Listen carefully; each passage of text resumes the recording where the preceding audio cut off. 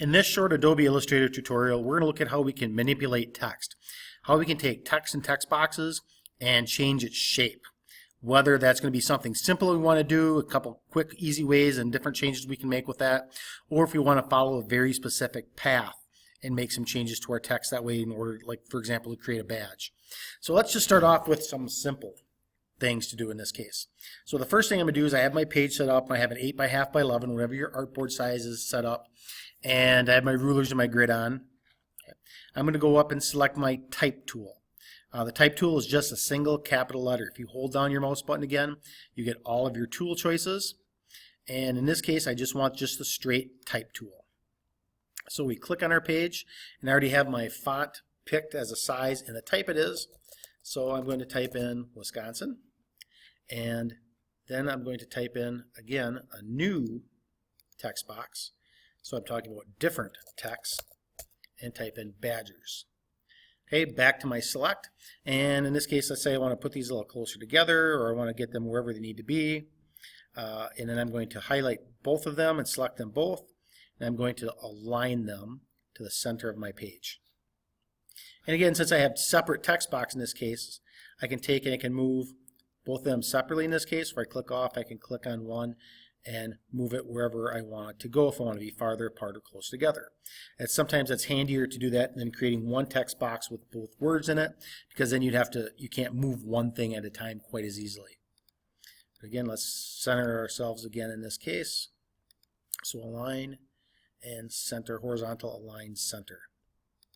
Okay, so now what I'm going to do is I'm going to start off and let's just play with our Wisconsin a little bit. So what I'm going to go up to is go up to the Effect menu. I'm going to go down to Warp. And it gives me a number of choices here. And actually I can play with all of these choices once I'm in one of them. So I'm going to start with Arc.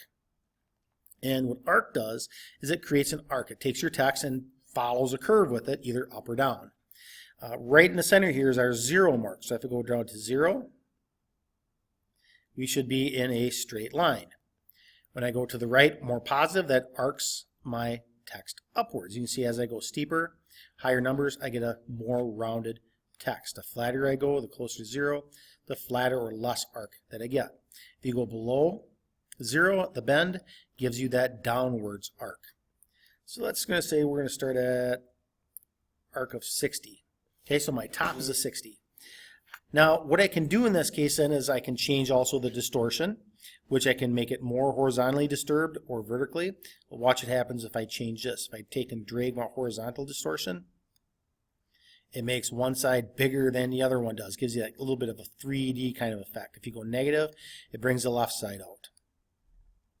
And then vertically, by changing the vertical one, it's going to change how steep it is. And this is a little hard to see with this word. You can see how it brings that vertically up and changes it back and forth, but it depends on what you want to do for your text.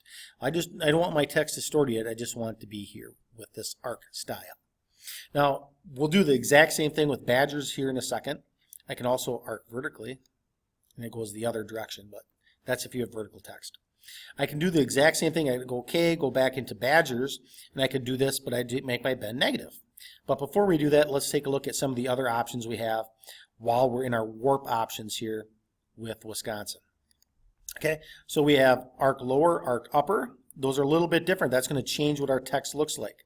For example, arc lower keeps the text pretty straight across the top and drops it to be lower underneath. So if I change that again, I change those sizes. You can see how it's changing where that arc is going. How the bottom of the letters is what's being arced.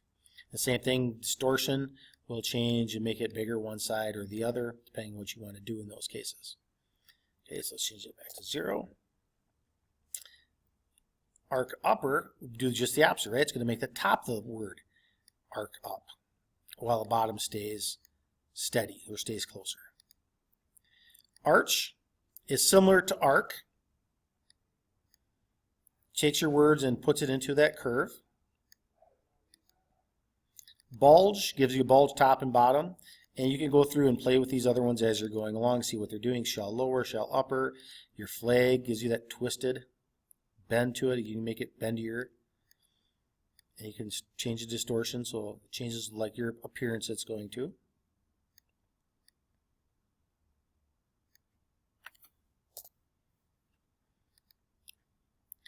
wave. Just changes how the letters are being turned, look like they're coming inside or outside. And we'll let you kind of take a look at these other ones and play with what they're doing. But overall, that's how we can do a simple, quick change of your text. Okay, do the same thing with badgers then. Effect menu again, warp, arc, and I'm going to change this to be negative. I think it was about 60. Okay, and we have some arc text. And you can play with how that text is arced in order to get the desired effect that you want to have. Okay, then, so that gives us some good options to play with our text a little bit and to make it look pretty interesting. Now, what if we want to follow a very specific path already?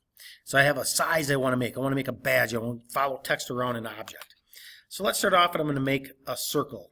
So I just clicked on my ellipse tool. Again, hold down your button. You get rectangles, rounded rectangles, ellipses, so on and so forth. I want ellipse. And then you can click and drag a circle out, or if you just click, then you can put your size, your width, and your height in of your ellipse or your circle in automatically. So I'm going to go a 4x4 circle. Okay? And then I'm going to put that as no fill. So we have a fill here. Right now it says black. I'll go down to my colors. I go none, and now I just have a horizontal circle. And my align tools are already up here on the top, so I can align it horizontal in the page or center it in the page. Now what we need to do to put text on the circle top and bottom is we need to cut our circle. So I'm going to come over here to this menu bar, which would normally be the eraser toolbar, but I'm going to select scissors. When I select the scissors, I can come over here, then I'm going to cut my circle right at the halfway point. So I'm going to cut here and cut here. Now that divides my circle in half. And so now I can select either my top half of my circle or the bottom half of my circle. So starting with the top half of the circle, now I'm going to be able to type and follow around that curve. So we go back up to our font menu or type menu. Instead of the type tool, we'll pick type on a path tool. And you can see some of these different tools as you play with them. You'll see what they do. Once you get an idea of a couple of them, then you kind of figure out how the other ones work too. And we already have a tutorial on the touch type tool on our site too. But type on a path tool, click on it, and we just click on our circle. And then I'm going to type in, same as I did before, Wisconsin. And now what we can do to change and get this centered is I click on my select tool, and this little line in the front, if I click that and drag it, that lets me drag my object around that circle to be where I want it to go.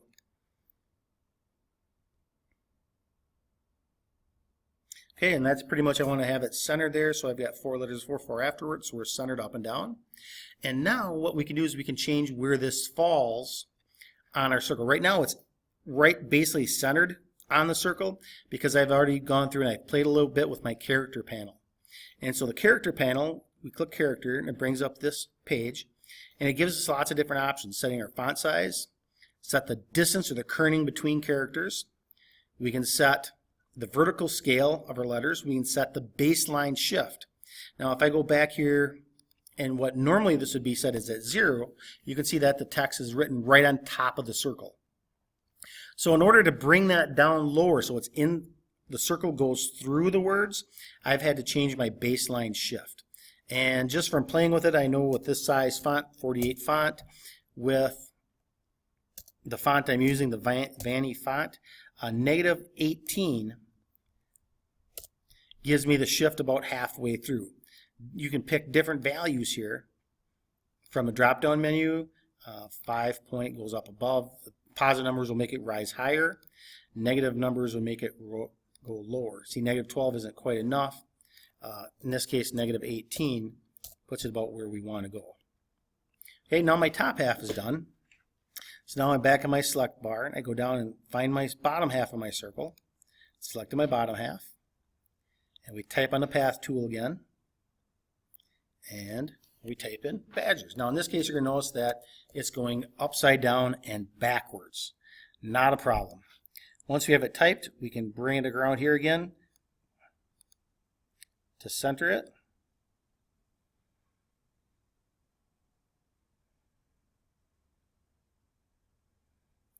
That is about right there.